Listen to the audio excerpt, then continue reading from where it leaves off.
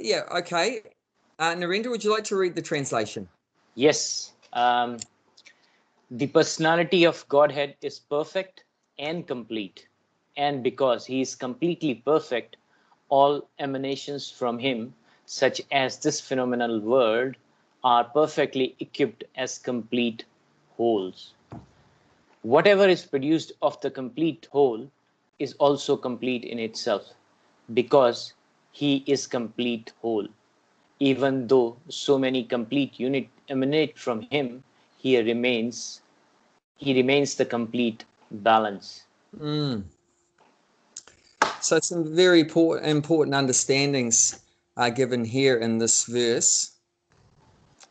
Understanding that Bhagavan, the Supreme Personality of Godhead, is the absolute truth. So is everything, is the complete whole. There's nothing absent in Krishna, in the Supreme Personality of Godhead.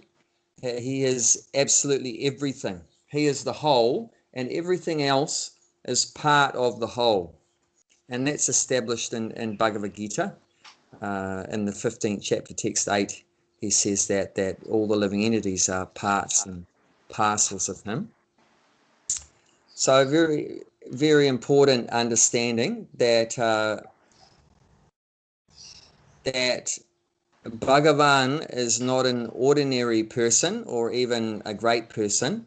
He is absolutely everything. He is as he says in the 10th chapter of Bhagavad Gita, text 8, Aham Savasya Prabhavo, that verse, that he says, I am the source of the spiritual material worlds. Everything emanates from me. The wise who know this perfectly engage in my devotional service and worship me with all their hearts. So he's the source of everything. Everything comes from Krishna. So understanding that he is the absolute truth, he is the complete whole, and that not only that he is complete, but what we're finding out in this verse is that whatever is coming from him is also complete. So what does that mean? That just like this material world that we live in, everything is here that we need, isn't it? That's right. Yep. Like we need, what do we need? We need air, and air is here. So it's complete, isn't it? There's nothing missing. It means there's nothing missing. So this this material world is an emanation from the complete whole, from God, but it's also complete. So air is one, and another one might be we need sunshine, and sunshine is here. We need water, and water is here. We need food, and food is here. We need relationships, and relationships are here. So everything, and to breathe, to utilize the air, we need lungs, and the lungs is here. And to utilize the food, we need a stomach, and the stomach is here. So it means nothing is missing. That the way that Krishna, the way the Supreme Person has expanded into all these units, but all the units are like self-sustaining, self-sufficient, and self-maintaining. It's an incredible creation that everything is complete. So we're not the Supreme Person. We're a tiny part of the Supreme Person. But even though we're a tiny part, but everything that we require, everything that we need, we have. So that's also understood in this verse, that all the emanations from him, like this material world, and us as the individual souls, we're perfectly equipped, as it says here, perfectly equipped as complete wholes. So and just in this place where we live, it's a whole unit. There's nothing missing. That's what it's meaning. There's nothing missing here. Everything, we're perfectly equipped with everything that we require, everything that we need. There's actually said there's only one, everything that we need is here in the material world. There's no, you could say, deficiency. There's no deficiency of anything in the material world except for one thing. What's the one thing that's lacking in the material world?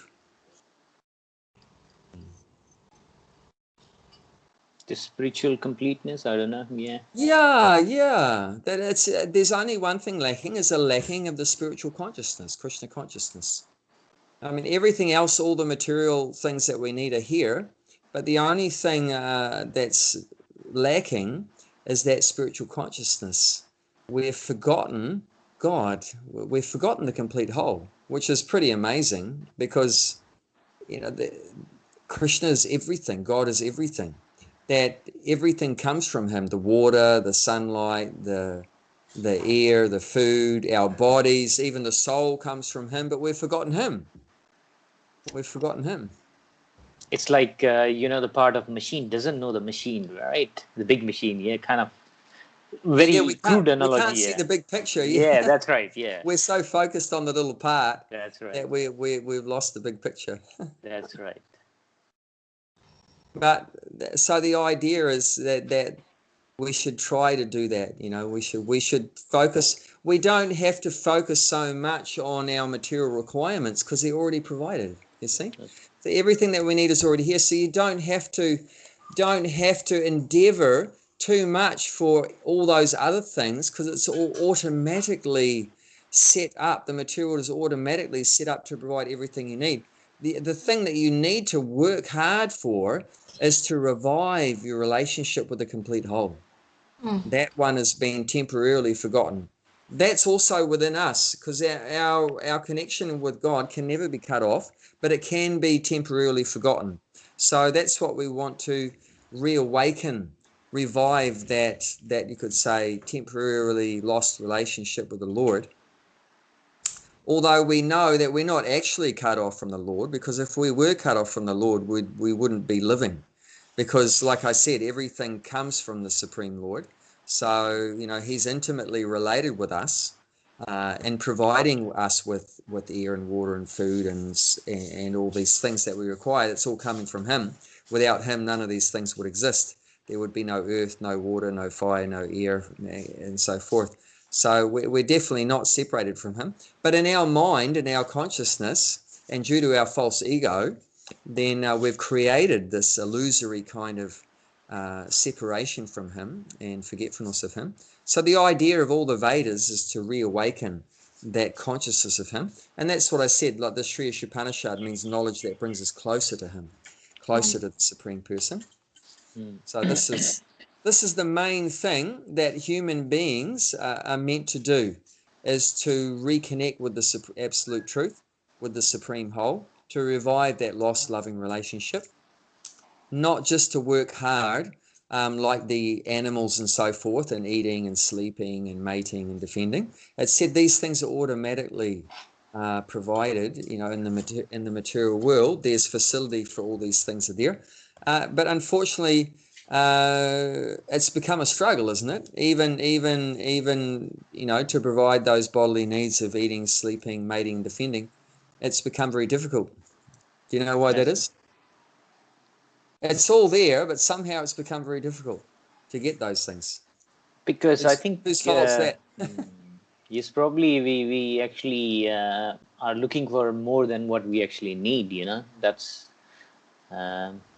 we just need very basic stuff, but we are looking for material stuff too much, and not looking spiritually. That's Yes. Yeah, and like you're saying, looking for the material stuff, we're taking more than what we need. And that's actually the main point of the first verse, the first mantra. So that's very good that you've said that.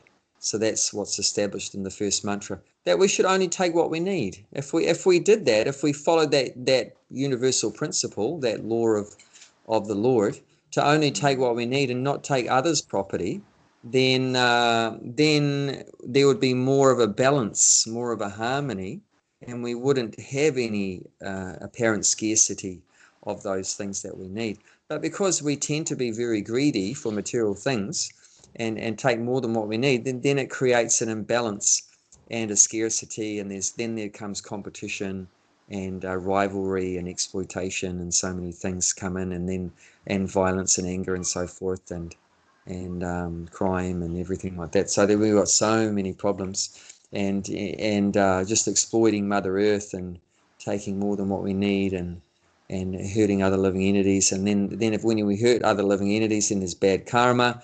Then the reaction for bad karma is suffering, and like that, and that pushes us further down into ignorance. So it's a whole vicious cycle. But if we just learned these basic principles, that God is the complete whole, and we're part of God, and we have an intimate relationship with God to serve Him and love Him, and He's providing all of our necessities of life, and we should be satisfied with whatever He provides. Be satisfied with whatever He provides, and not infringe upon others' quotas, because every living thing is a part and parcel of the Supreme Lord. So every living thing has a right to a portion of God's property.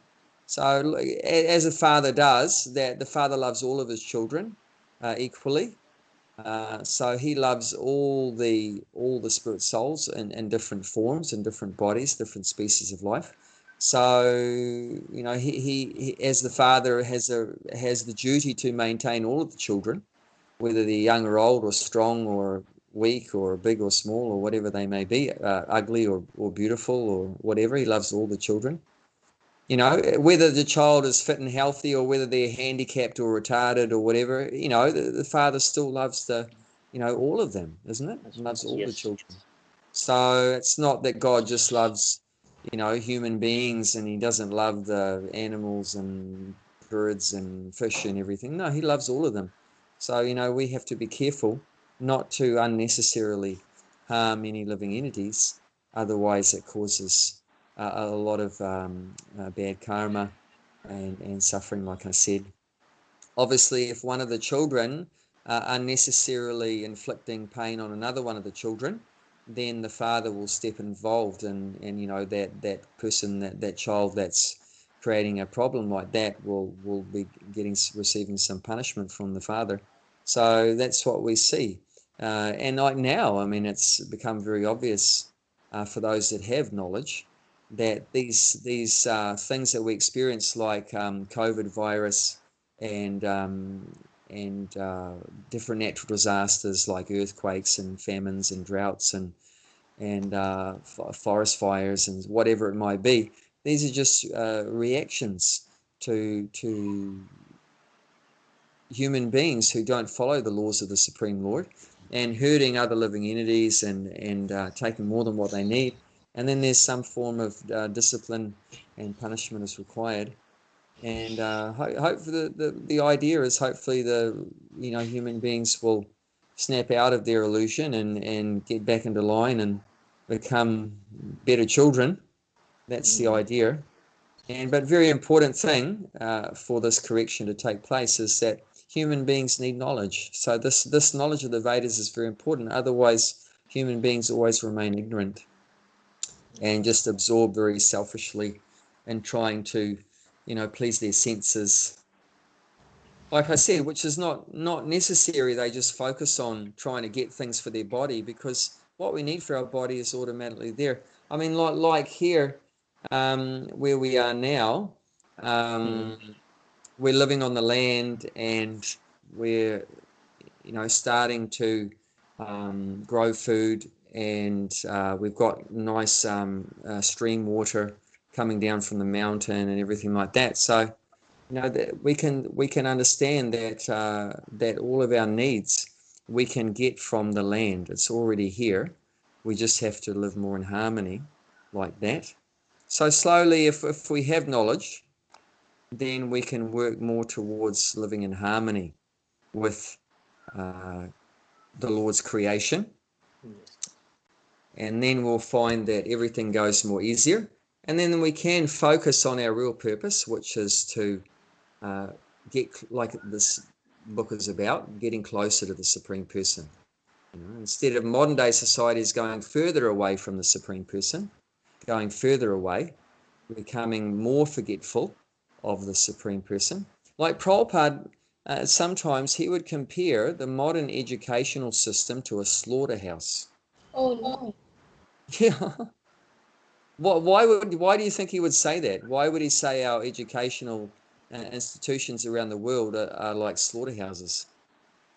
I think it's What's because analogy means there's some similarities. So where's the similarity between modern education and a slaughterhouse where animals are killed? well, I think the knowledge the world is working towards is the knowledge of material knowledge. It's more nothing's spiritual about it. Mm. It's more material, not about yourself. Where are you? What are you? And where are you coming from? What's your Mm. purpose here? Those kind Mm. of things. Mm. What's your role here? If you're part and parcel of God, they have Mm. created you. The Yeah. God has created you. What's Mm. your role? If you're Yeah. not aware, it's like a machine. The part, if part doesn't work Mm. to a particular rules, the machine, it basically breaking up the machine or something. So, Mm. but the knowledge is secondary knowledge. The currently taught by schools and universities. It's more material knowledge, more of this Mm. world, not Mm. not of the self knowledge or um, Yeah. about your purpose here, basically. Mm. Mm. Yeah. Very good. Very good.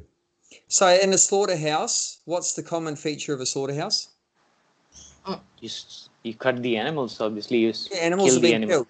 Animals have been killed. So, and comparing that to education, in an educational system, what's been killed? The knowledge of self or spiritual knowledge is not taught. Yes, yes, yes. So that's what They you are said, killed. but I'm just connecting it with that Yeah. slaughterhouse Mm. analogy. Yep.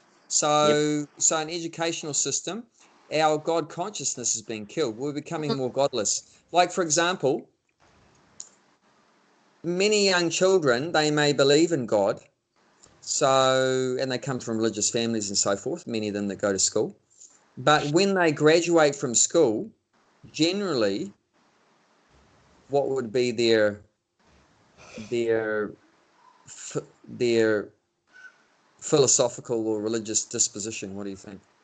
No, I mean, God is a bad word by the time. Yeah, You, yeah. So yeah. they went in theistic person, means God conscious, God believing, and they came out atheistic, Mm. many times, many times. Especially if you go right through to university, many times by the time you pop out of university, you end up being atheistic. Mm. Means not believing in God, and fully materialistic. Often it's like that. Just like what did I learn at school? I learned at school that everything came from a big bang, not from God. Everything came from a big bang. So there's no God in the equation. It's just the material combinations and explosions and so forth. God is not in the equation whatsoever.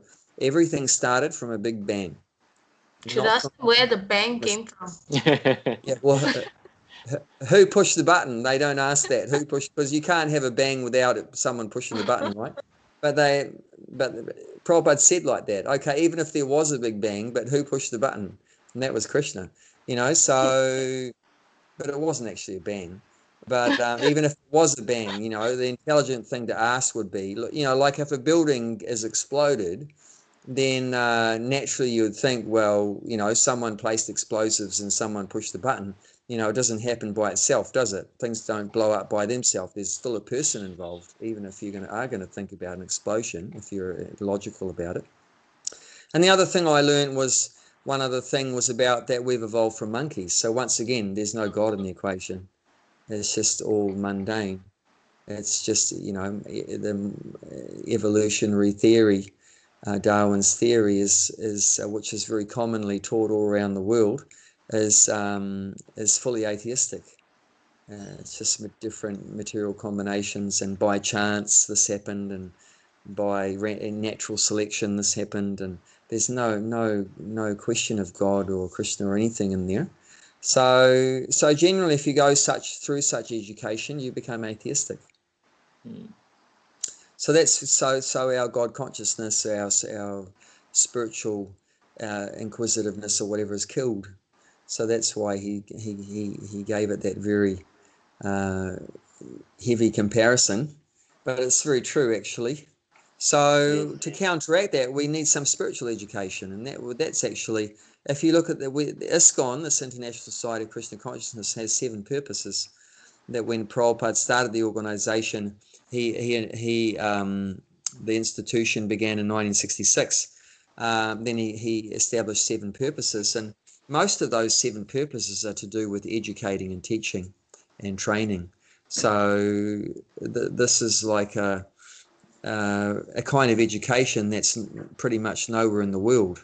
We were educating people about who they are and who God is, and what their relationship was with God, and that, you know, everything started from God. He's the complete whole, and we're all part of Him. And, you know, we have an important function to reciprocate, you know, with Him, because He's giving everything to us. And naturally, we should think, well, you know, well, I'm getting everything from God. You know, what can I do for God? Isn't it? Instead of even people that do believe in God, often they think, what can I get from God? Isn't it?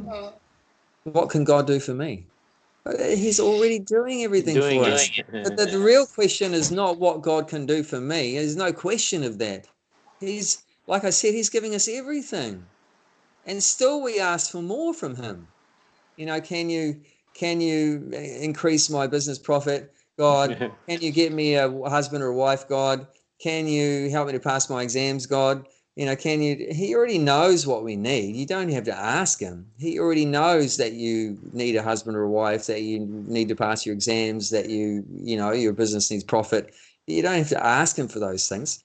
What you should ask Him is, how can I serve you? What can I do for you? You've done so much for me. You know, even if someone is religious, even if they're not an atheist, if they are religious, usually they're thinking, what can I get from God? You know, what can I ask from God? What can God give me? But what Prabhupada was teaching, something completely different. What can I do for God? How can I serve God? And that's called bhakti. And that's real religious process, is not how can God serve me, but what service we can do for God, you know, because just asking God, you know, can you give me this? You know, like even in Christianity, oh God, please give us our daily bread. So, I mean, Prabhupada said that's good, because at least you're thinking about God and recognizing that bread comes from God. But there's no need to ask for bread. God knows you need bread, you know, you need food. There's no need to, oh God, give us our daily bread. But better than, and that's like doing business with God. So Prabhupada pointed out that a lot of modern day religions is like doing business. You know, God, if you give me this, if you help me, if you help my business profits double, I'll come to the temple and give you this donation. You know, so whatever, you know, that's often what it is. You know, I'll give you, I'll come and give you this gift in the temple or the mosque or the church or whatever. I'll give a donation to the church, and like that, I'll do my namas or whatever in the mosque, or you know, do my pujas and artis in the temple and the mandir, and then you please do this for me. You know, but that's like doing business, isn't it? Because that's what business is all about. I give you this product, and you give me the money. You know, so it's some kind of business exchange. But real religion is meant to be different than that. That we acknowledging that God is unconditionally loving us. He's giving us, you know, even if I don't believe in Him, even if I'm a hardcore atheist and I say there's no God, God is dead, or I'm God, or whatever hogwash philosophy, that He still gives it to us. You know, who's feeding the hardcore atheists, and who's giving air to them, and water to them, and food to them, and money to them, and a family to them, and a house for them? God's giving it, even though they decry Him and blaspheme Him and criticize Him and everything, ignore Him. So it's unconditional. So He's serving us unconditionally. So we should also develop that unconditional service, and that's what bhakti is, and that's real religion according to the Vedas. So that's something that we need to be educated about that, you know, because everything else is there. Everything else is there. Okay, so we can read the purport now. Oh, another thing, the translation. So it's saying that God is complete, the complete whole, and the units are also little complete wholes, and also, although unlimited complete units are emanating constantly from the complete whole, he still remains the complete whole. So just trying to understand what that means. And materially speaking, that doesn't happen.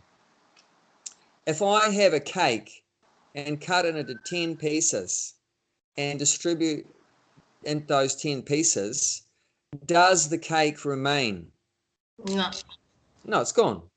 Or a pizza, you cut a pizza in 10.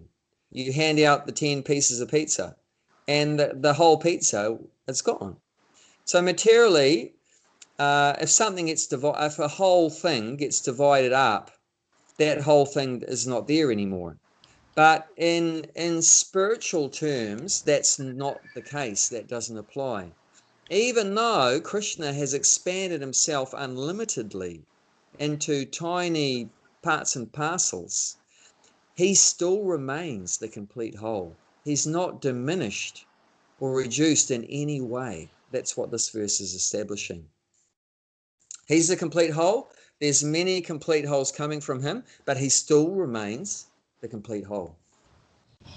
So there's some people that think, well, you know, God created this material world and everything like that, and then after that he's sort of fizzled out.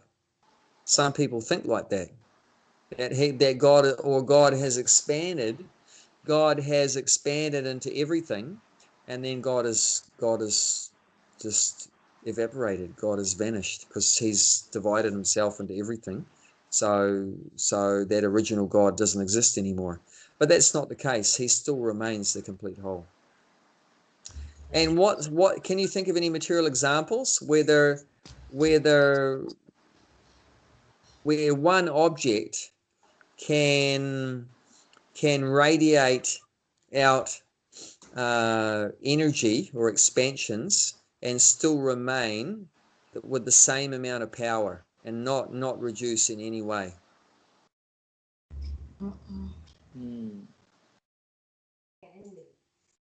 No, candle reduces.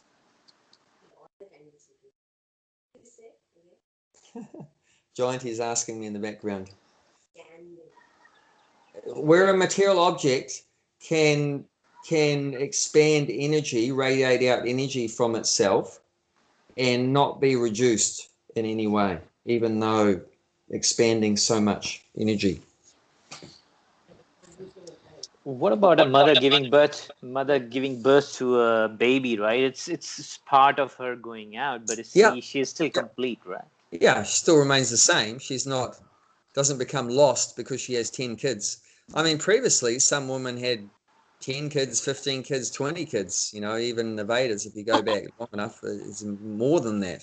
So and then it's not like they evaporate or something just because they've divided into so many children. But one very good example is the sun. The sun has been pumping out sunlight since the beginning of the universe, you know, millions and millions and millions and millions of years. And has it become reduced in any way? No. Not at all. Not at all. In fact, if you look at the future, which is given in the Vedas also, that at the end of every day of Lord Brahma, so a day of Lord Brahma is 4.32 million years, which is called a kalpa. A kalpa is called, a kalpa, the duration of one kalpa is 4.32 million years. That kalpa is, if you put a Satya Yuga, a Treta Yuga, Dwapara Yuga, and a Kali Yuga together, if you add up the time of that Satya, Treta, Dwapara, Kali together, that's 4.32 million years. Like the Kali Yuga is 432,000 years. That's the shortest yuga of the 4 yugas. That's called Chatu Yuga or a kalpa. So, I'm sorry, not a kalpa. a Divya, sorry, that's not a Kalpa, a Divya Yuga. So a Divya Yuga or called Chatra Yuga. Chatra means 4. So that Chatra Yuga is 4.32 million years. So if you times that by 1,000, that's the duration of Lord Brahma's one day. So that one day is called a Kalpa. So that one day is called a Kalpa. So at the end of every Kalpa, the sun increases its magnification, its energy it pumps out 12 times. So it gets 12 times hotter. And for 100 years, it magnified 12 times. It burns everything in the universe to a crisp. So that's how there's a partial annihilation. There's a partial annihilation at the end of every day of Lord Brahma before his night. When Lord Brahma goes to sleep, then everything is destroyed and goes back within him, except for the very higher planets like Brahmaloka and Tapaloka, Janaloka, where the rishis and that live. There's a few planets that remain, but the rest of them are annihilated. And all those souls are withdrawn into the body of Lord Brahma, and they come out again at the next day, at the beginning of the next day. And at the end of Lord Brahma's life, which is 100 years of his time, which is some 311 trillion plus more, trillion that is, 311 trillion of our years he lives for, that's 100 of his years. So at the end of his life, then everything is annihilated, and once again the sun pumps out 12 times the normal heat that it is doing now, and everything's burnt. And then after everything's burnt, then there's torrents of rain. Then there's torrents of rain also for 100 years, and then everything's drowned. So if you haven't been killed off by being burnt, then you definitely get killed off by being drowned. So that's how everything's wrapped up in the universe. Of course, the soul is never killed. The soul can't be burnt or drowned, but the bodies definitely can. So the bodies of all the living entities are destroyed, and the souls are withdrawn back into the Lord ultimately. But yeah, that's one example that even though the sun is expanding and radiating so much light, it doesn't get reduced. Its original wholeness or completeness doesn't get diminished or reduced in any way. So the same thing, even though Krishna has expanded himself unlimitedly into so many souls and material elements and so forth, but he still remains as he is, the supreme personality of Godhead. Okay, so that's what's being pointed out in this verse. So let's read the purport. The purport. Okay.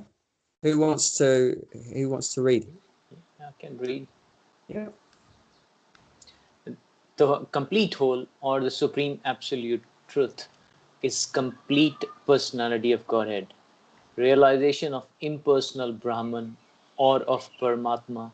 The super soul is incomplete realization of absolute complete. Okay, we'll just stop there for a sec. Yep. Stop there for a sec. Yep. So remember, we've talked about this before. When you talk about the absolute truth, you're actually talking about 3 things, not one thing. So there's three aspects or the levels of realization of the absolute truth. Do you know what they are? What are the 3 aspects that's mentioned here? So what are the 3? It's a Brahman or Paramatma, and then Paramatma, and then super soul or Godhead. Yeah. So Godhead in Sanskrit is Bhagavan.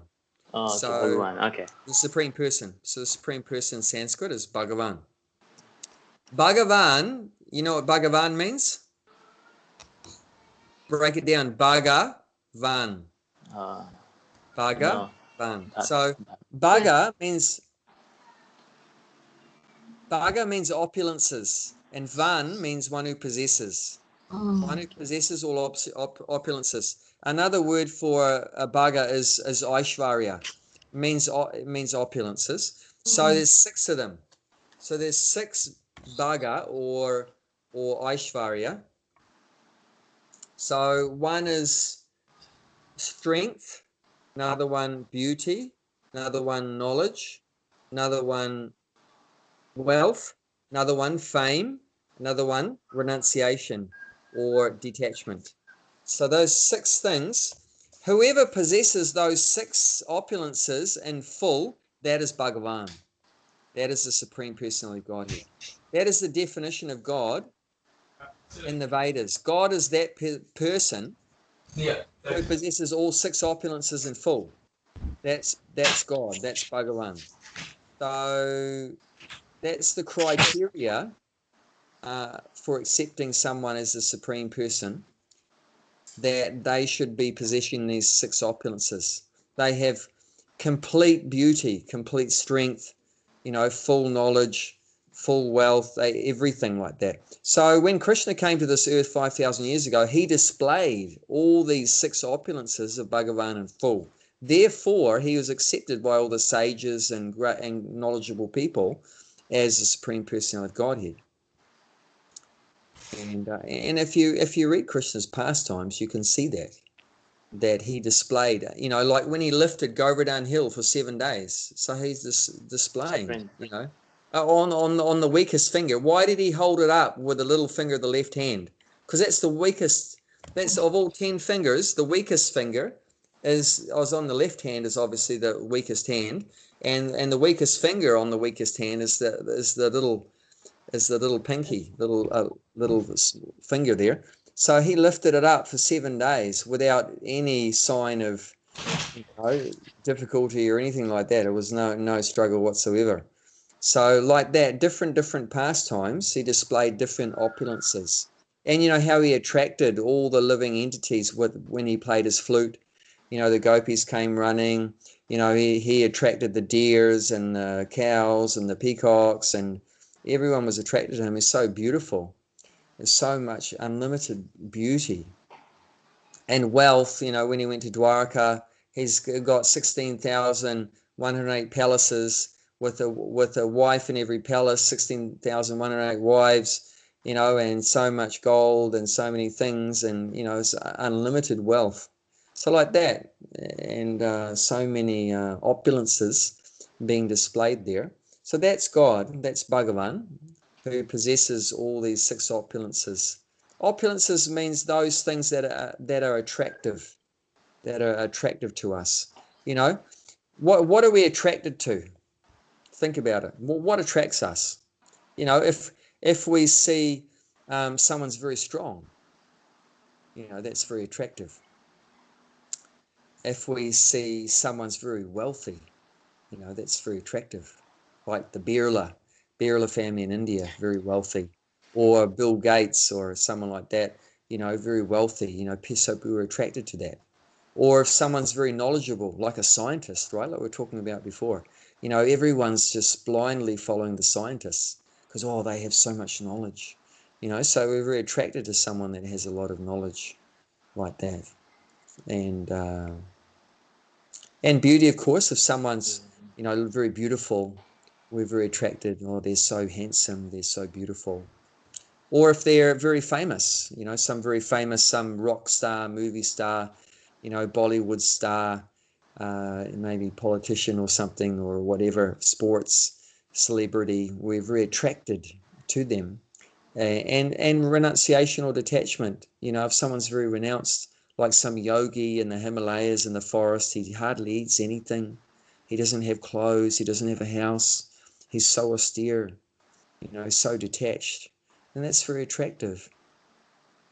Like Gandhi, right? Gandhi was very renounced, very detached, wearing very simple clothes, just live very simple bed, simple house, simple food, like that. It's very attractive, and he was in the prison, like that, and going through so many difficulties, tapasya, like that, and fasting, he could do so much fasting, and he got so much people attracted to him, so many people attracted to him, because he's so renounced, so detached, and other good qualities he had also. So like that, these are things that attract us. And what is the meaning of Krishna? Krishna means all attractive. Why is Krishna means all attractive. Krishna means blackish, but also Krishna means all attractive. And this is why Krishna is attractive, because he has these 6 opulences in full. So that's Bhagavan. And so that's one aspect of the absolute truth. And the other you mentioned is Brahman. That's the all-pervading energy, the energy of God that pervades everywhere. And also Paramatma, that God has expanded into the heart of every living thing, even into the atom. Paramatma is there, and the heart, and our hearts, and the hearts of the animals and the plants, and everywhere there's life, then there's Paramatma is there. So these are three different aspects of the absolute truth. So altogether, that's the absolute truth. Altogether, not just Bhagavan, but also Brahman, Paramatma. Not just Brahman. If someone only understands Brahman, that's not a complete realization. That's, as Prabhupada's pointing out here, that's partial realization. If all you understand is that God's energy is everywhere, that's very good. That's definitely one realization of God, but that's not complete. Or if someone just understands Brahman and Paramatma, that God is present in the heart of every living thing, that's also not complete. It's more realization. He's more advanced than someone that just understands Brahman. But the complete realization is when you understand Brahman, Paramatma, and Bhagavan. That is complete realization of God. That is the full understanding of God. And the example of that is just like the sun. In one sense, the sun is one object, right? It's one thing. But actually, it has three aspects. There's the sunlight, there's the sun planet, and then there's the sun god. So if you only understand the sunlight, yeah, you've understood the sun, but it's not complete, because also there's the sun planet. And then even you understand the planet, that's also not complete. And you understand the light and the planet, that's not complete, because also there is a sun god. Like now his name is Vivashvan. Vivashvan, and that's mentioned in the fourth chapter, beginning of the fourth chapter of Bhagavad Gita. He's the current sun god. They change. There's different persons that control the sun. So the current one, his name is Vivashvan. Also his name sometimes Surya Narayan. Surya Narayan. So he's a manifestation of Lord Narayan. So he's not an ordinary person either. So, but understanding all three is a complete understanding of the sun. If you just understand the sunlight or the sun planet, that's not complete. It's good, but it's not complete. So also we should endeavor to get a complete understanding of God, and that has been given here. Okay, so you can continue. Okay. The Supreme Personality of Godhead is Sachidanand Vigraha. Realization of impersonal Brahman is realization of his Sat features, or his aspect of eternity, and Paramatma's realization is realization of his Sat and Chit features, his aspect of eternity and knowledge. But realization of personality of Godhead is realization of all the transcendental features, Sat, Chit, and Anand, bliss.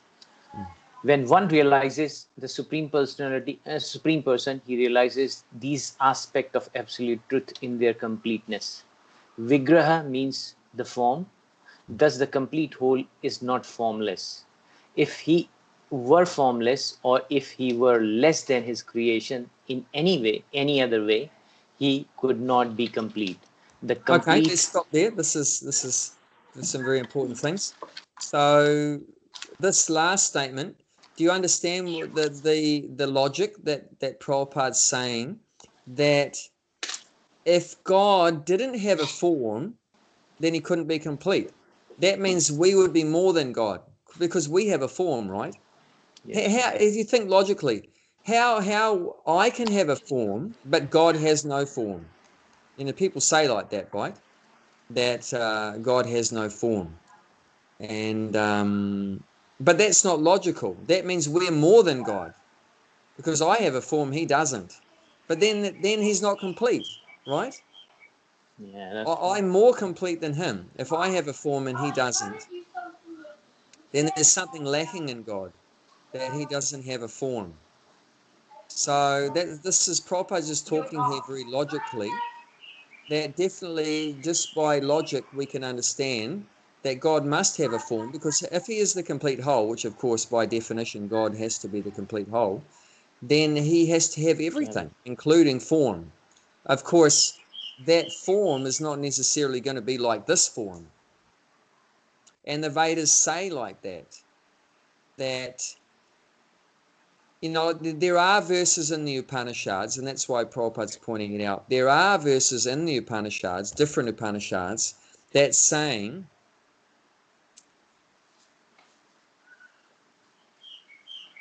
God has no legs, God has no hands, and so forth. But then it'll say, he has no legs, but he runs faster than the fastest. Or although he has no hands, but he accepts everything offered to him. So what those verses in the Upanishads are establishing is that, well, I'll ask you both. What do you think? What would be the purpose of the Vedas saying that God has no hands, no legs, no mouth, no eyes, so forth, and yet saying that he runs faster than the fastest, accepts everything, sees everything?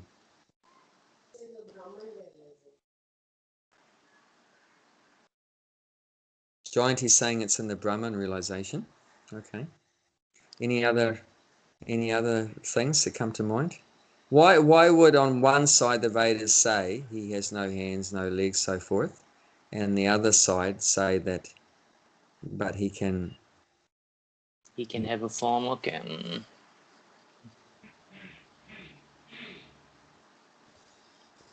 So what the Vedas first of all does is establish that he doesn't have a material form. It's not like our form. That's what the Vedas is establishing. He doesn't have legs like our legs. He doesn't have hands like our hands. He doesn't have eyes or a mouth like our eyes and mouth. But he has spiritual legs. He has spiritual hands. He has spiritual eyes, spiritual mouth. It means he has a spiritual body. And that's what it's saying here. Sat Chit Ananda Vigraha. So Vigraha means form. Vigraha means form. And Sat means eternal. So he has a form, but it's an eternal form. Our one's definitely not eternal, is it? This body. This body is definitely not eternal. We have a form, but it's not eternal. It's temporary. So this form, this that we have, is called Asat. Asat means temporary. But his form is Sat, is eternal. And his form is Chit, means knowledge. And our form is Achit, it means ignorance. This body is full of ignorance. And then his form is full of Ananda, means bliss. And this form is full of Nirananda. Nirananda means misery or suffering. So, and also this form is not called a Vigraha, this body is not called a Vigraha. This body is called a Sharira. Sharira. So it's basically a lump of matter that's suffering and temporary and so forth. So it's not very good form. So we shouldn't compare this form that we have, this material body, to the Lord's form. Like when Krishna comes to this earth, we should never ever think that Krishna's body, when he comes to this earth, is a material body like ours. God never has a material body. His body is always spiritual. And any form that he appears in, where there are other forms too. What are some other forms that the Lord's avatars, the Lord's incarnations, what other than Krishna? Krishna's one form he appeared in. But what are some other forms that he appears in? Huh? Narasimha. Yeah, like Narasimha. So his one is also Satchidananda. It's eternal, full of knowledge and bliss. It's not material at all. No material qualities or defects or anything. What are some other forms? Ram. Yeah, Lord Ramachandra. So his body is also spiritual.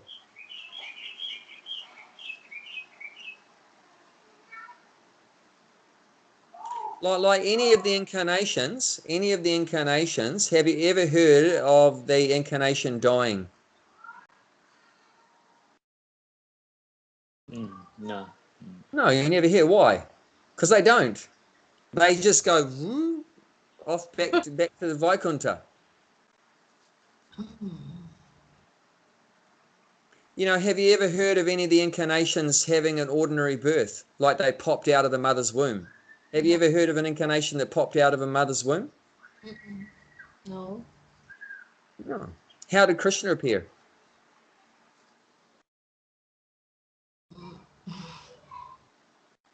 He just appeared in front of Devaki and Vasudeva in the prison house of Kamsa, fully grown, with 4 arms. Have you ever heard of an ordinary child that appears with 4 arms and blue? No. And fully dressed? Have you ever heard of a child that comes out of the womb fully dressed? You know, and carrying a club in one hand, a disc in one hand, a lotus in one hand, and what did I miss out? And a conch shell in one hand. You know, and with ornaments and jewelry and the crown and everything, and long black hair and everything. So obviously, it's not an ordinary material body. So it doesn't matter what incarnation you look at, whether it's Varaha, Kurma, Matsya, Varaha, you know, all these different ones, Hayagriva, Hamsa, you know, there's unlimited different incarnations. All their forms are extraordinary. Their appearance is extraordinary. Their disappearance is extraordinary. Because they're spiritual. They're not material. So the Vedas, first of all, the Upanishads, establish that the Lord's form is not material by saying he doesn't have hands and legs and so forth. Not that he doesn't have them, but he doesn't have material hands and legs and so forth, but they establish that he has a spiritual body with spiritual hands and legs and so forth. So does that make sense? Yes, it does, yeah. So don't be confused if you hear some verses from the Vedas saying God has no form or he has no hands, no legs, whatever. Because there are verses that say arupam, which means no form. But that's what it's meaning, that there's no material form. But then it will establish after that he is a spiritual form. And that's mentioned here, Satchidananda Vigraha. He is an eternal form of knowledge and bliss. But definitely, I mean, one aspect of God has no form, and that's Brahman. See, Brahman has no form, and that's the nature of Brahman is explained in the 14th chapter of Bhagavad Gita, the 27th verse, which is the last verse of the 14th chapter. That Brahmano hi pratistaham, that explains about Brahman. So Brahman has no form, and Krishna says in that verse that he is the source of Brahman. He is that Brahman rests on him, means he comes first. Krishna comes before the Brahman. Another misunderstanding, people think that Krishna comes from the Brahman, that the Brahman is first, and Krishna is a temporary manifestation of Brahman. That's what many Hindus think, that Krishna and Ram and so forth have come from the Brahman, from the energy. But it's the other way round. And that's explained in Bhagavad Gita and other verses in the Vedas, that the Brahman comes from Krishna's body. Actually, the Brahman is short for Brahma Jyoti, so the spiritual light. So the spiritual light, where does the spiritual light come from? Like, where does the sunlight come from? It comes from the sun planet. Where does the sun planet come from? From the sun god.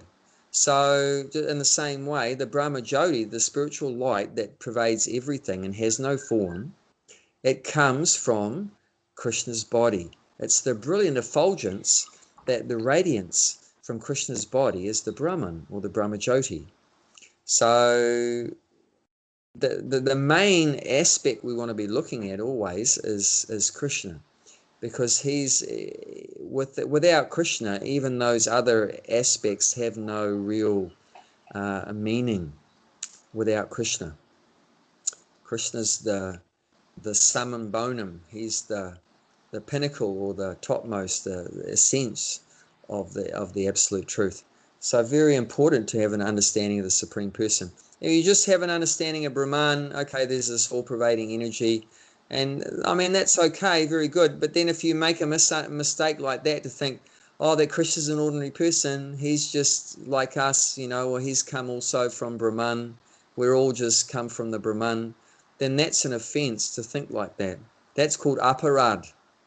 If you make a mistake to think that Krishna's an ordinary person, and that's in the 9th chapter of Bhagavad Gita, text 11, Avajananti Mamura, where Krishna says, fools think that when I descend in a human form, then I have a material body like them. And that's very offensive to think that when Bhagavan descends to the material world, that he comes in a material body. So that's very bad for our own spiritual progress. You're basically cutting yourself off from bhakti, from a loving relationship with him, if you think he's an ordinary person like us, like that. So it's very important not to make that mistake and thinking that Brahman is the topmost, the supreme, and that all these other different personalities like Krishna and so forth are just ordinary and temporary like that. So does that make sense? Yes. And for some people it's hard to swallow, because they've been brought up the opposite way around. In one way it's easier for the Westerners because we didn't know any of this stuff, so we can accept it very easily, whereas many times Hindus have been brought up from day one with an understanding that that the Brahman is the ultimate and so forth like that. I'm not saying you all do, but many do, and they're called Mayavadis. Those persons that think that that the ultimate truth is just the energy. Well, they're also called Shaktas. Have you heard of that? Shaktas? They're all about the Shakti. Shakti, of course, means energy. So those that worship the energy, they're called Shaktas. And those that think that Krishna was an ordinary person, or a bit more powerful maybe than us, but still like us, they're called Mayavadis. So what does that mean, Mayavadi? So Maya means illusion. So what's illusion? They think that Krishna is an illusion. And they think that the Krishna's devotees are also Maya. That Krishna is Maya. Krishna's devotees are also Maya. Means, temporary material like that. And they think that the process of bhakti yoga is also Maya. That is also temporary, illusory, like that. So the persons that think like that Krishna is Maya, the devotees are also Maya, and that bhakti is also Maya, it's not real. That none of those things are real. The only thing that's real is Brahman. So those people that follow the philosophy that the only real thing is the energy, is the Brahman, and that everything else is unreal, everything else is illusory. So whenever Krishna comes, it's just illusory. Ram comes illusory. All these leelas, all these pastimes are just illusory, like that. Those that think like that they're called Mayavadis. And their idea is ultimately they want to become one with everything. They want to become one with everything. So their idea is that when they die, they can merge and become one with everything.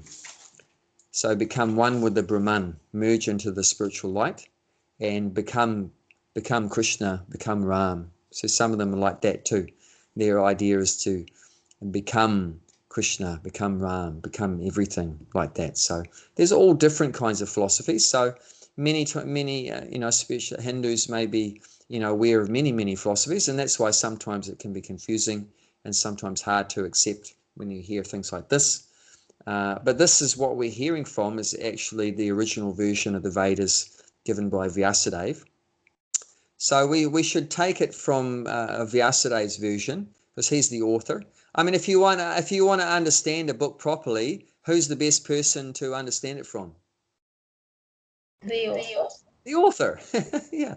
So we're just hearing from the author, and here the author said that, Om Purnamada Purnamidam Purnat Udachyate, that, the complete whole is perfectly complete and everything that comes from him is complete. And even though so many complete parts come from him, he's still complete, so we should just take it what he says, because, he's the author, We shouldn't interpret it.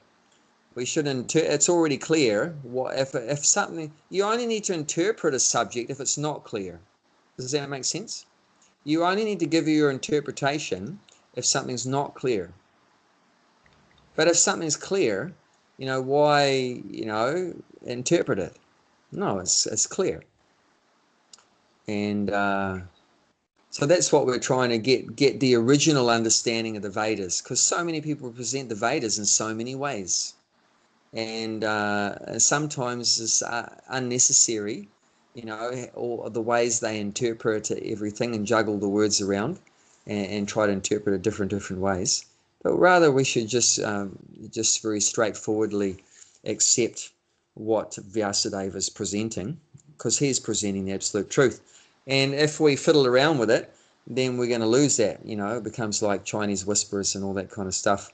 It all gets changed, and that's a shame, because then we're going to miss the absolute truth. We're going to end up with some relative understanding, not complete. Does that make sense, what I've been saying? Yeah. Yeah.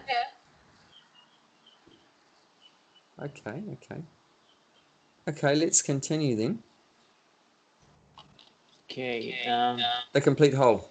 The complete whole must contain everything both within and beyond our experience. Otherwise, he cannot be complete. Yeah. The complete whole, the personality of Godhead, has immense potencies, all of which are complete as he is. Thus, this phenomenal world is also complete in itself.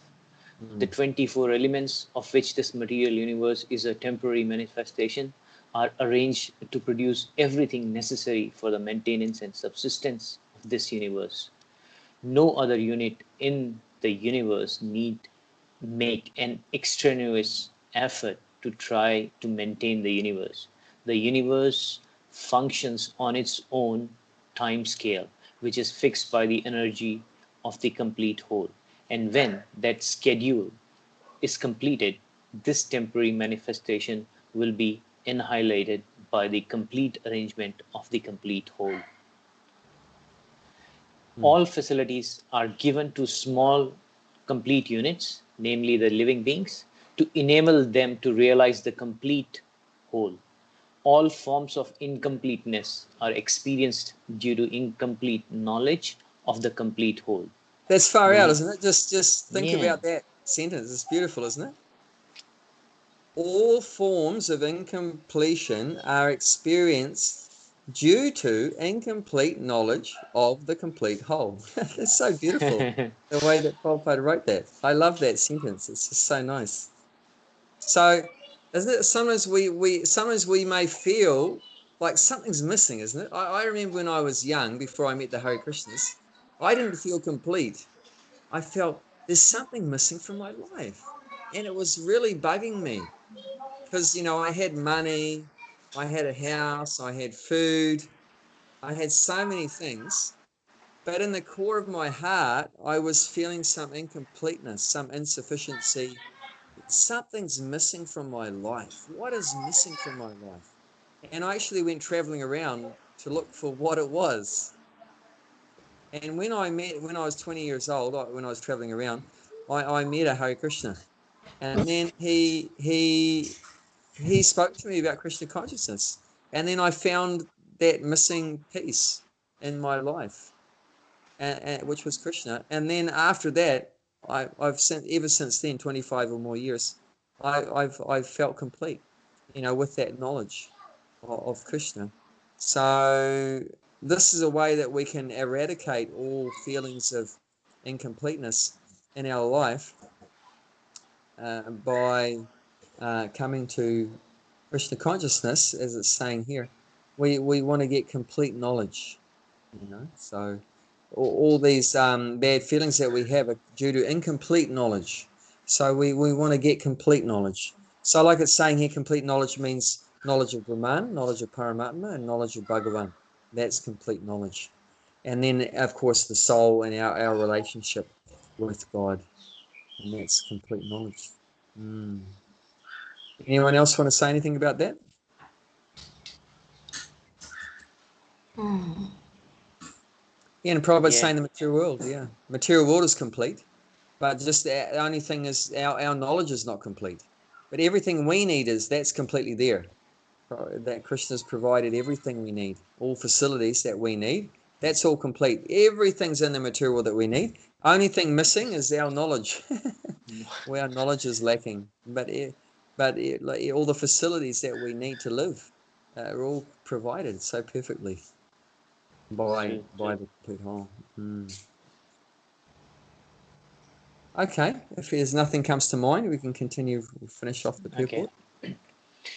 The human form of life is a complete manifestation of the consciousness of living being, and it is obtained after evolving through 8,400,000 species of life in the cycle of birth and death.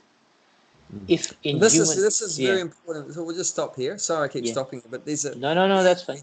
every word, every sentence here is just loaded with so much meaning. Is so important just to think about these things. So the human form of life is a complete manifestation of the consciousness of the living being. So there's 8,400,000 living beings, right? But their consciousness is not fully developed.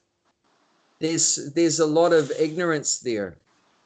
It's not the consciousness means like awareness or knowledge. You could have other words for that. Consciousness, right? To be conscious, to be means to be aware, to be knowing, to have knowledge. That's what it means to be conscious. Our other word is right. Opposite is unconscious, right? Unconscious means no knowledge, doesn't it? If you're unconscious, it means like say you're hit by a bus or you're in a car accident and you were unconscious. Like one time when I was young, I was climbing a tree, I fell out of the tree on my head and I was unconscious and I woke up in the bed. I don't know what happened between me falling out of the tree. The last thing I remember is falling out of the tree and then I was in the bed. But that time between falling out of the tree and being in the bed, I have no knowledge of that. So that means I was unconscious, without consciousness, without knowledge, without awareness. So, and most of the species don't have much awareness or knowledge or consciousness until we get into the human species. So when the soul evolves, so this is interesting. It's also taught using the word evolving. So like evolution, right? But this is a different evolution. It's not a monkey turning into a human being, a fish turning into a mammal, turning into a monkey turning into a human being. This evolving means the soul is evolving through different bodies. Not that the body is evolving. You get it? Not that the body is changing from monkey to human body. The bodies are not changing. The bodies were all created, 8,400,000 in the very beginning of the creation of the universe. But the soul is evolving through different species. So when the soul is evolving up through the different species and comes to the highest like Prabhupada says, the complete manifestation of consciousness, comes to the human species, which is the highest consciousness of all those species. And the human species, you have the highest development of consciousness, means you have the highest awareness, the highest knowledge. And that's when you have the facility to realize the absolute truth. The other than human species, there's no opportunity to realize the absolute truth because the consciousness is not developed. It's not that there's a soul not there in the dog. It's not that there's no soul in the plant, but their consciousness is not developed. It's more covered over. So the soul is more covered over by ignorance and passion in those lower species. And in the human species, there's more goodness there.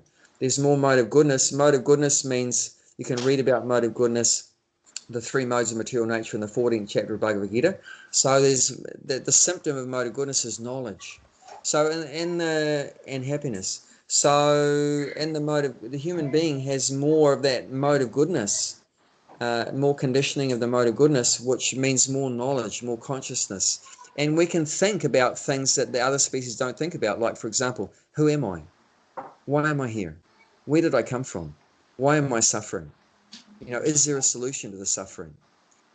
Can I get long-term happiness? Who is God? Like that. We can conceive of these things. Whereas the non-human species never think about these things. Never think about those things. So That's the real purpose of the human life, to utilize that highly developed consciousness to the fullest potential of that highly developed consciousness, and get free from this cycle, as it's saying here, cycle of birth and death. We should use that highly developed consciousness to try to put a permanent solution to suffering and get free from the cycle of birth and death. So like it's saying here, it's a benediction. It's a benediction of full consciousness. But it's saying here, if the living entity does not realize that his completeness within the complete whole in this human life, which is benediction of full consciousness, he loses the chance to realize his completeness and is again put into the evolutionary cycle by the law of material nature. So do you understand the implication of this verse? Of this paragraph? Are you understanding what this means? What is Prabhupada saying here? What he's trying to say, I think, is that if you don't utilize the chance you've been given, you might go back to the other species. So you're falling back in the line. Yeah. So we call that devolution. Yeah. You see, evolution means going up, and going down means devolution. So we should be very cautious about that. Any conscious person should be maybe even a bit fearful of that. I've taken me a long time to get up to this human life. I don't want to fall back. I don't want to fall down. That often this term is used in these books as falling down or fall down. So that's the soul. The original fall down was that we fell down from the spiritual world. But now, even though we're in the material world, we can fall down more. We've come up a long way. We've been down a lot further than this. It's said that if you have a human form of life, it means you've probably been at the bottom already, and now you've come up. Now that you've come up, so don't go down again. You've spent a long time, millions of lives. In this evolutionary cycle, you don't evolve from the bottom one to the straight to the top one. You evolve one by one by one. Means, say the bottom one is the number one, and then you go to the number 2 species, and then number 3, number 4, number 5. You don't go from the number 1 species, which is some microscopic thing, in the ocean, to a human species. You go to the next aquatic, to the next aquatic, next aquatic, next aquatic, next aquatic, and there's, I think, 2 million of them. And then you got to go through the next plant, next plant, next plant, next plant, next plant, and the next animal, next, and then finally there's 400 different kinds of human species. Some of them have less consciousness, and then bit more, and the most, like demigods, fitting into those different kind of human species. They have the most developed consciousness. So there's 400,000 different kinds of humans. It's not just we have one human species. There's 400,000 human species. But we're not talking about just on Earth. We're talking about the whole universe. So within the whole universe, there's 8,400,000 species of life. And there's 400,000, different kinds of human species with different evolutions in their consciousness. And we're in one of them, of those top 400. So you're in the lucky few. You work out percentages there. Those of you that are good with percentages, Deepa will be very good with percentages. She's an accountant. Oh. So, out of 8,400,000, you're in the 400,000. So you're definitely in the top percentage. So there's a lot below that. So we don't want to go down. So, and how do you go down? Like it's saying here, if you've been given a benediction of this human life is a benediction, what is the benediction for? To get out of the cycle of birth and death, use the higher consciousness to realize the complete whole and get out of here. If you don't use it for that purpose, the benediction, then you're going to lose it. It's saying here. If you don't use it for what it's meant for, you're going to lose it. Like if my dad gives me the car keys and I go and, and muck around in the car and have a joyride and I crash or I get pulled up by a traffic officer or whatever and get a ticket or whatever, do you think he's going to give me the key to his car again? No. Good luck. Yeah, it's going to be, you might get it, but after a very, very long time. So that's right. I mean, you will get back to, if you fall down from a human species, go down, you will get back to human again, but after a very, very, very, very long time. So it's better not to go down. It's better to use the human life properly. I mean, it's a great blessing, if you're in a human body, you're very fortunate. You're very blessed. It's the best birth. It's the best birth to take birth in the material world, is to take birth in a human body. And we should take it very, soberly, very seriously, and use our time very well, because we don't have a long time in it, as maximum 100 years if you're lucky. So it's not very long. And in that short time, we should develop our consciousness to its full potential. That's the opportunity that we have, and we can get the best benefit. And if we use the human life properly, develop the full consciousness, then we can be out of the cycle of birth and death, and then we can regain our Satchidananda Vigraha, because within this temporary material body is our original body, is already there. It's not that you're going to get a spiritual body. You already have a spiritual body. It's not that, they have that saying, right? We're human being having a spiritual experience. No, you're a spirit soul having a human experience. You get what I'm saying? Yes. You're not a human being that wants to get a soul. You're a soul, in a human body. It's not that we have a soul. No, we're a human and we have a soul. No, you're a soul and you have a human body. You understand? Yeah. You are a soul and you have a covering of a human body. It's not that you can get a soul or have a soul.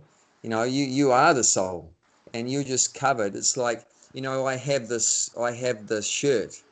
It's not like I'm the shirt and I have a body. I'm a body and I have a shirt. So it's like we are the soul and we have this body. Right. So, but what we want to do is to get freed from this bodily covering, and then there'll just be the soul, because the soul doesn't need this human body. The soul can live without a human body or a bird body or any species. The soul can just live in its own entirety, eternal, blissful, and full of knowledge. So that's what we want to do in this human form of life, to get freed from these coverings of material forms. And in the second canto of Srimad Bhagavatam, there's a verse saying, Muktir hidvanyata rupam swarupena vivastati. That mukti, you would have heard that word mukti or moksha. So mukti means muktir hitvanyata rupam. So that means giving up all other forms. Mukti hitvanyata. Hitva means quitting or giving up. Anyata means other, and rupam means forms. So what are these quitting other forms? What are the other forms? That says 8,400,000. These are all other forms. Other than what? Other than swarupena vivastati. Being vivastati means situated in our swarupa. Swarupa means our original form. That's what mukti is. You're in your original form, and you are completely freed from all other forms. You're not in the body of a dog anymore. You're not in the body of a cockroach or a pig or a man or a woman or black or white or a human or a demigod or a demon, or you're not in any other form. You're in your original form, not covered by any other form. And that's the opportunity we have in this human life. That's the only opportunity is in the human life where you can get this mukti and get freed from all these temporary coverings, life after life. One life this form, another life that form, another life this form, and in every one of these other forms, what do we experience? Birth and death, and in between old age and disease, which is all suffering. So this is a great responsibility and in this human form of life, and we should use it properly. Otherwise, it'll be taken away. So yeah, that's a very sobering thought for us. Okay, so time's up. So we'll just read this last two paragraphs, and then we'll think about that. Okay. Because we do not know that there is a complete arrangement in nature for our maintenance, we make effort to utilize the resources of nature to create a so-called complete life of sense enjoyment. Because the living entity cannot enjoy the life of the sense without being dovetailed in the complete whole, the misleading life of a sense enjoyment is illusion. The hand of a body is a complete unit only as long as it is attached to the complete body. When the hand is severed from the body, it may appear like a hand, but it actually has none of the potencies of a hand. Similarly, living beings are part and parcel of complete whole. If they are severed from the complete whole, the illusory representation of completeness cannot fully satisfy them. The completeness of human life can be realized only when one engages in the service of complete whole. All services in this world, whether social, political, communal, international, or interplanetary, will remain incomplete until they are dovetailed with complete whole. When everything is dovetailed with the complete whole, the attached part and parcel also become complete in themselves. it's a very wonderful analogy Prabhupada gives to help us understand the importance of connecting or dovetailing with God, with the absolute truth, is just the hand. If the hand's connected with the body, it's very good, it's wonderful, and it's very valuable, very important, and very useful. But if the hand is separated from the body, if you cut it off, it's completely useless, has no value. So like that this is the problem we face in the material world, that we're in the process of cutting ourselves off from the Supreme Lord, and that's why something's not feeling right. Like I said, when I was young, I didn't feel there was something missing. Because we're like that. We've like cut ourselves off from the source of everything, from the person that's maintaining us. So we're experiencing some difficulty there. And that's definitely going to be there. Like the position of a hand separated from the body is not a very good position to be in, But once it's connected to the body, it's perfect. It's great. It's fantastic, And like we've said before, what value would you place on your hand, when it's connected to your body? What value would you place on it? It's priceless, right? But what value would you place on the hand if it was cut off? Nothing. You throw it in the bin. I was with a person earlier on in New Zealand when we were young, and his finger got cut off in the vehicle we were traveling in a cupboard. It got severed in a cupboard, fell on his end of his finger and took the tip of his finger off. And at the hospital, I went with him to the hospital in the ambulance, and they tried to connect the tip of the finger back to the back to the hand, back to the body, but they couldn't. They couldn't connect it. So what did they do with it? Threw it away. They threw it away. It has no value. So it's like that. We have entered into that situation where we have no value, and our lives are like empty and pointless, and where people are confused and depressed, and we have it so much in today's society. People are so depressed and so confused and so so lost. And it's completely unnecessary. Like I said, it's just due to incomplete knowledge. If you give those people complete knowledge, they can just, you can just reconnect. And that's what yoga is, right? Yoga means to connect. Well, connect with what? Connect with the complete whole. That we're the part. We're the part of God, part of the complete whole, and we want to reconnect with the complete whole, and that's yoga. Therefore the Bhagavad Gita has said it's a science of yoga. Krishna says that in the beginning of the 4th chapter. that this is the science of yoga. Ivam parampara paptam imam rajarasayovadu saklena hemata yogo nasta parantapa. So this is yoga. This is we're reconnecting with the complete whole, and then our lives become wonderful, meaningful, complete wholeness. Everything's there, and so that's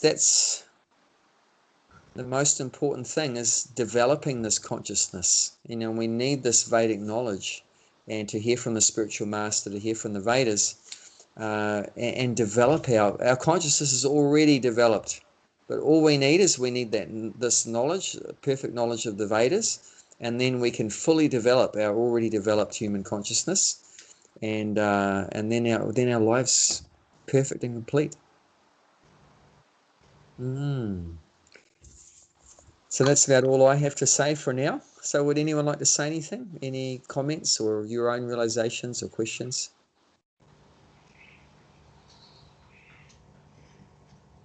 I think it is so true. I mean, I have probably lived my life. I mean, earlier maybe not last 2 3 years, like not thinking about anything else, just material stuff. Just survival. It's just you never question. Actually, you live in an environment where you don't even question what you're doing.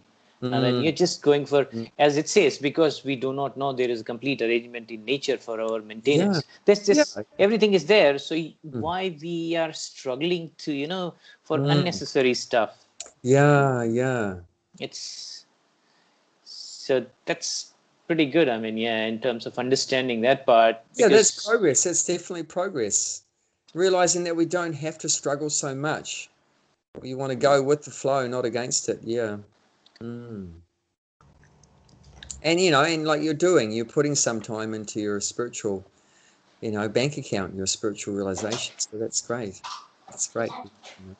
And you can actually feel the difference. I mean, before and after, saying looking at when I was totally materially absorbed, and then when you start doing things like that, you realize, and then you grow basically. Then you realize, when you realize, then you are more interested in it, and then you try to find more about it, trying to learn more about it. So it's just starting on it, but it's kind of a real realization basically.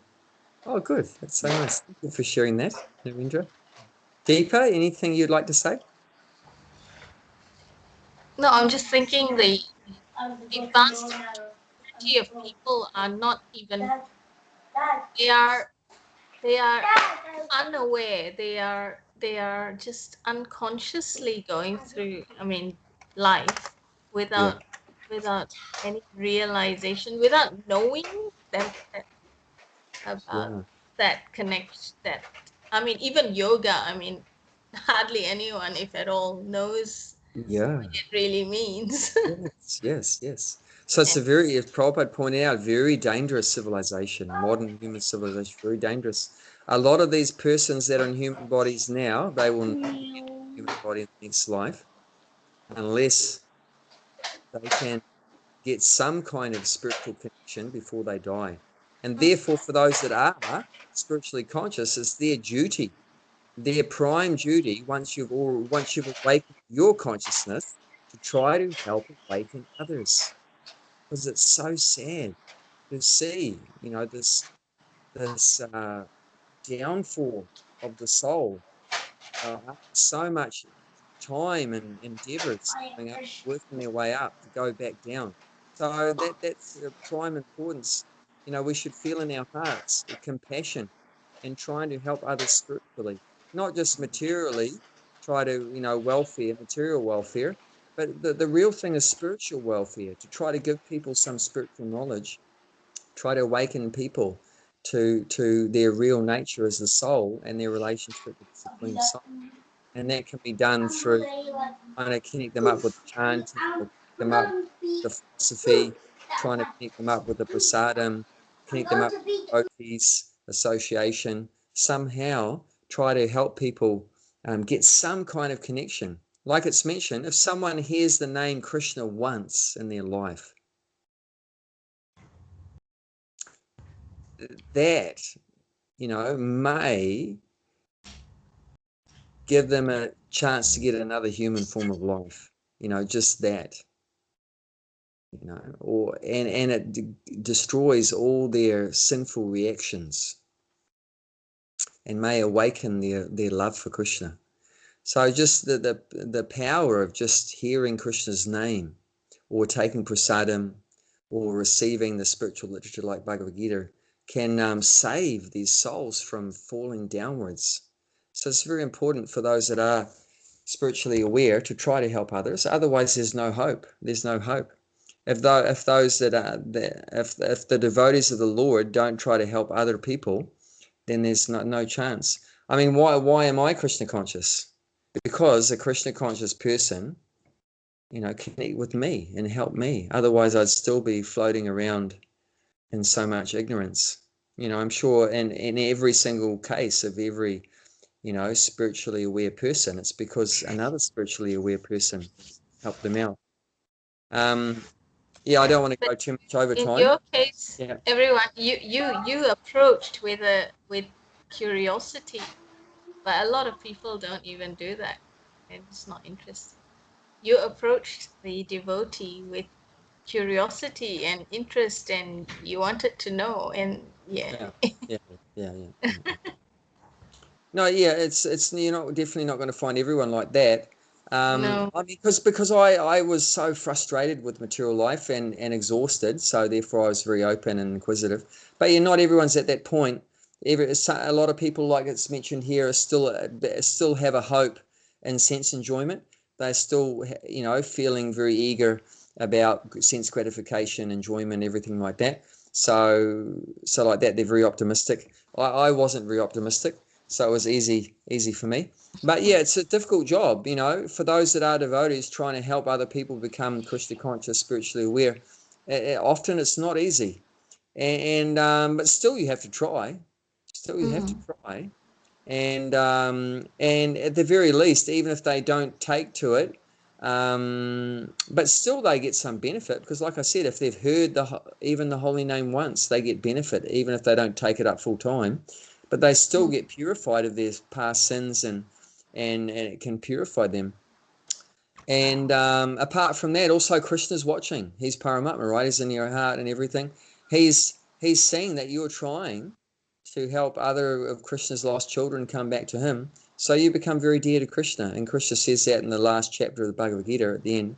No one's more dear to me than that person that tries to spread this message of the Bhagavad Gita to others. So you get benediction. You get great benediction by trying to help other people. And you can help anyone. You can help your family. You can help your neighbors, help your people at work, help friends, help strangers, anyone. Just try your best. First of all, we ourselves try to develop our own consciousness through this and the process of bhakti yoga. And then naturally just try to share it with others. Try to help others whatever way we can. And you don't force, but you just give the knowledge, and then it's their choice whether they take it or not. They take it or not. And we just enjoy talking about Krishna and chanting Krishna's names. Like where we are now, we're near a small town called Kaitaya, just 5,000 people, 20 minutes away. We just went out and chanting. Just this week, Giant and I went out chanting. And whether people take to it or not, we don't mind. We just enjoy chanting. And many people did enjoy doing it. And many people, they said Hare Krishna. Oh, wow, that's So, and some of them were saying, when are you guys going to open up a restaurant up here? So definitely you will have some people that have a very positive response. There may be some people that say, oh, you hate crazy Hare Krishnas. But even if they say crazy Hare Krishna, they get the benefit of saying Hare Krishna. There was one guy that was making fun of us behind us. They like ridicule you and behind you when they think you're not looking, you're not seeing, and they like cracking jokes and everything about you, like that. And then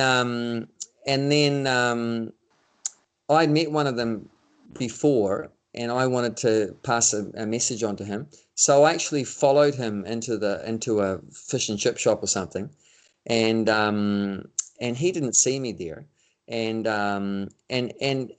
he and the people in the shop were talking about Hare Krishna. How they were talking, because the people in the shop had seen the chanting party, Harinam party, and then he had also seen, and they were all talking about, Hare Krishnas and all this kind of thing. So they all got purified. Their lives have been benedicted so much by hearing the holy name and then saying the holy name, even without full knowledge. I mean, they definitely don't maybe know what it means. They probably don't. But that doesn't matter. They're still connected with Krishna. And Krishna's pleased. And Krishna's going to, somehow he's going to try to bring that soul back to him. So he's going to give him the credit of chanting his name and hearing his name. So that's what we want to try to do. First of all, we want to become Krishna conscious ourselves, and then try to help others, and then that will help make you more Krishna conscious. So it's like it's like that little ball start rolling down the hill, that snowball, and it just picks up momentum and gathers more and more snow and gets bigger and bigger and bigger and bigger and bigger, like that. So interesting. So yeah, we don't want to take up too much of your time. So That was Thank you. how that did you was find great. that? That was the first of the getting back to Saturday. Well, we used to do it on Saturdays when we were there, yeah. but reawakening the Saturday one, and a different book now, Sri Isopanisad. So I hope that was beneficial. You found Pretty something good. I mean, yeah, really, very good. And giving us your time. Oh, it's a pleasure. Yeah, This is the best thing I can imagine doing with my time. Nothing better. Thank you. Thank you very much. Here, both of you, have a lovely week. You too. You too. Hare Krishna. Hare Krishna. Hare Krishna. Krishna.